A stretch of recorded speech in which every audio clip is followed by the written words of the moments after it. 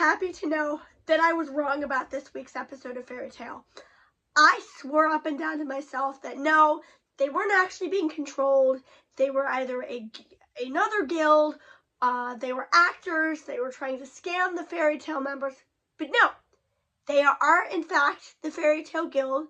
They were in fact enslaved by the White Mage in a process called dyeing them white, which sounds really creepy and cultish. And honestly, they will have to fight Lucy and the group because the group splits up. Lucy is going to take on Mira Jane and her siblings. Natsu is going to take on Gajeel, and Gray is going to take on somebody, I forget who. But they'll be split up into a bunch of individual fights. And Juvia apparently is fine. I don't buy it. I think she's still under Toka's control. But she goes to them and she basically tells them that the only way to free the other Fairy Tale members is to knock them out and let Wendy use her healing magic to free them. Apparently that's what Wendy did to Juvia. Again, don't buy it. Think it's too easy. But this should be really, really, really, really, really interesting because if you guys remember, the Fairy Tale Guild is as evenly matched and as strong as Natsu and the others.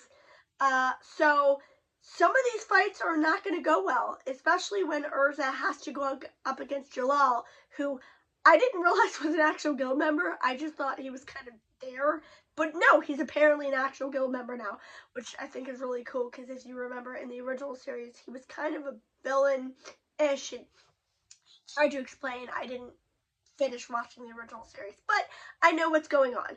Anyway, these are going to be some cool fights, but other than that, oh, the one funny part is when Happy has to fight Lily, the black little other cat mascot, and he is going to fight Happy, but then I forget whether something scares him away or like he sees something in the distance and he's like, you know what, you win this round, you win. I'll come back later. And he just turns around and runs away, and Happy's like, what just, that was legitimately really, really, really funny.